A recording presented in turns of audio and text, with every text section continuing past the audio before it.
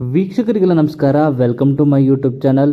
G Kannada ವಾಹಿನಿಯಲ್ಲಿ ಪ್ರಸಾರವಾಗ್ತಿದ್ದಂಥ ನಾಗಿನಿ ಧಾರಾವಾಹಿಯಲ್ಲಿ ನಾಯಕಿ ಪಾತ್ರದಲ್ಲಿ ಕಾಣಿಸಿಕೊಂಡಿದ್ದಂಥ ನಟಿ ದೀಪಿಕಾ ದಾಸ್ ರವರು ಇತ್ತೀಚೆಗಷ್ಟೇ ದಾಂಪತ್ಯ ಜೀವನಕ್ಕೆ ಕಾಲಿಟ್ಟಿದ್ರು.